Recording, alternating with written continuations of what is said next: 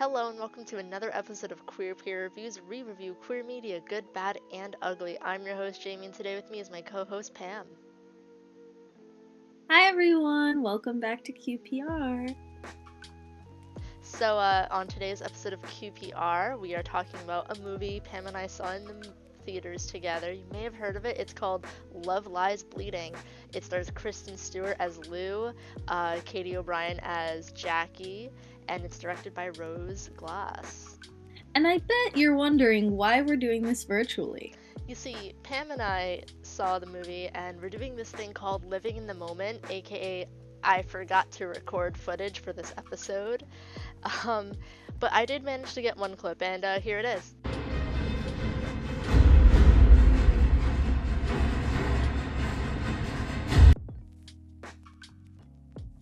So, Love Lies Bleeding was definitely one of my more anticipated films of the year. We had quite a few queer films come out in theaters recently, and I was just so excited for this one. Trailer, immediately hooked on this. I bet you were too, Pam. Yeah, it was really exciting because I've been waiting for Kristen Stewart to have her moment. It's cool that we got to experience that in theaters. I think in an interview I saw from the director Rose Glass, they did say that they envisioned the role of Lou as Kristen Stewart. So I feel like that's why it just felt so right to have Kristen as Lou. I feel like maybe there were some moments, but this could be me totally fangirling over Kristen Stewart, but like the line between her character and who she is as a person, at least within the public eye, got very blurred sometimes. Like I was like, oh my gosh, is this Kristen or is this her character? Is she like method acting right now? So I really enjoyed that because, yeah, I think, like I said, her creative direction really shows. Overall, I loved this film. I think it made its way to one of my top favorite films, not gonna lie. I had so much fun watching it. I know we both did. It's a very, Yeah. it does get very raunchy. What I really love about this film that I feel like I haven't seen in a hot minute other than like queer sapphic films that involve like maybe teenage relationships or like within coming of age movies where it's women loving women relationships. I feel like they've been pretty innocent and clean, and like we said, this movie's very raunchy. Don't watch it with your parents. But on top of that, this movie really captured like, the feminine, like instead of seeing things from a male gaze, it was from like the male gaze in terms of like beauty and strength beyond physical strength, although that was definitely like a big focal point. But I feel like it tackled that really beautifully. So Jackie's strength was captured really beautifully, but like even the close-up shots, I feel like they were just done so artistically. Like the muscle rip parts. They like slow pans, the muscle rips, and like I don't know, I just thought it was really cool how they did that. Yeah. Cue the I just think they're cool audio. I feel like with a lot of films that include queer women, a lot of it is, like you said, from a male gaze. Like the movie we just saw, Drive Away Dolls. I was very excited for that movie. I had a lot of fun.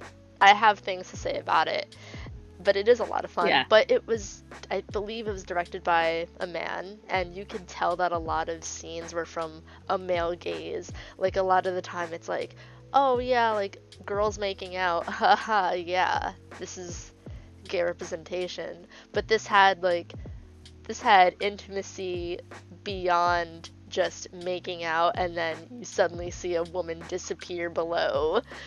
Like, I think it was portrayed really well. This is the queer woman's gaze was clearly there. Something that caught my attention was the scene where Jackie and Lou first met. the gas station, because obviously we know this, clothes don't define gender, and like colors don't define gender. But like Jackie was wearing more feminine like colors, like pinks and blacks and stuff. And obviously she's ripped, right? And I just thought that was cool because it's like, yeah, you can be feminine and like, girly or just like more ladylike and soft as a person, and like your personality or the way that you present yourself is more feminine and be incredibly strong. Those are never like oxymorons to each other, even though a lot of people associate them to be. I thought that was really, really cool. Yeah. And it's little details like that that I really appreciated in the film, which, like, to me really spoke about female gaze concept. And I know I keep bringing so much attention to it, but, like, it just felt beautiful to see that. I thought the dialogue was really on point, too. Like, the awkwardness, sometimes the hesitation, or, like, the ways that they would communicate non-verbally, but like you could see it in their faces. And that could just be like an acting note, but you know, the complexity of what their relationship was within the movie, not just as a couple, but like as people, because they both had their own backstories and baggage and everything. Yeah, Rose Glass did an amazing job directing this one. And like in a lot of interviews with Kristen, Stewart, Katy O'Brien, and Rose, they talk about how the movie is about like strong women and not just necessarily in like the physical sense, because obviously it's about a very like built woman, but not only like, is it about her being strong, it's about like Kristen Stewart's character having like being strong-willed. And of course, this is an A24 film, so there's bound to be something a little wacky. I forgot this was A24 until the very end.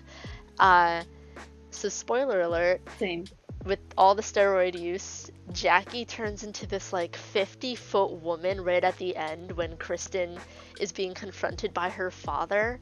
And there's another scene earlier in the movie where she's like 8 feet tall, and I pointed that out to Pam. I was like, is she like 8 feet tall right now? I couldn't tell. And I was like, no, she can't be. It's just the angle, no. But clearly, I don't think it was an issue of an angle when you see a woman holding down a man like he's a little paperclip. Literally that. But yeah, I saw it as a form of symbolism, like that's how big the steroids and the anger made Jackie feel. I don't know if it's quite literal that she did turn into a 50-foot woman, because there's like this really cool scene of Lou and Jackie running through like the astral plane as giant women. I mean, I feel like that was such a power move though. Like, that's genuinely something I've thought about, and I feel like a lot of queer women can relate to this. Just being like, I want to see a huge, like, empowered, beautiful woman be a giant in a movie with her lesbian lover and, you know, have a happy ending. Like, that's what we've been wanting for years now. And they actually made it happen. That's what we want. That's what we want, and we got it delivered. And when I saw that scene, I was very satisfied, because that also reminded me of there was that one video game that was trending a lot.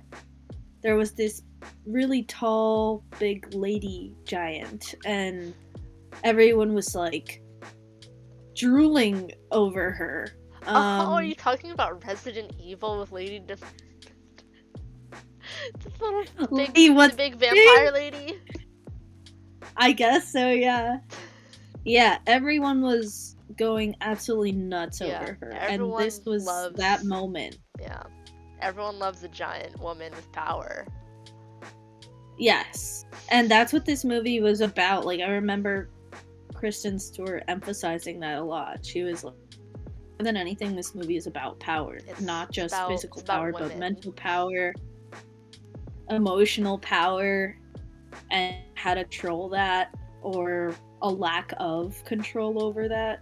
Yeah. Very fun to watch. Yeah, and Pam and I made the discovery not only is like Love Lies Bleeding, like it's like a beautiful title, but like the movie does involve a lot of love, a lot of lies, and a lot of bleeding. So it makes sense. Oh yeah, they were not afraid of getting gross with it. Mm-hmm. We see limbs getting torn apart, Jaws like, being unhinged. Yeah. And not in the way that joke. you'd think. Oh. So clearly Pam and I, obviously, we love this movie. We have nothing but high remarks for it. So we're just going to skip past the ratings because I feel like it would just be a waste of time. We're obviously going to give it a 10 out of 10. A gay plus, if you will. But yeah, clearly we had a lot to say about this movie because we loved it so much, and we're skipping over the ratings like we said. It's just going to be redundant of us to do it. So anyway, we hope you guys check out Love Lies Bleeding. Please support queer films in the theaters before they go to streaming, because it really helps out the producers, the writers, and everybody involved. If not, if you don't have the time to, check it out when it comes out on streaming. We hope you enjoyed this episode of Queer Peer Reviews. We have links down below to our social media pages, as well as our Ko-Fi if you want to donate to our channel, and other fun links. But yeah, we hope you see you guys on the next episode. Thanks for watching, y'all. Take care.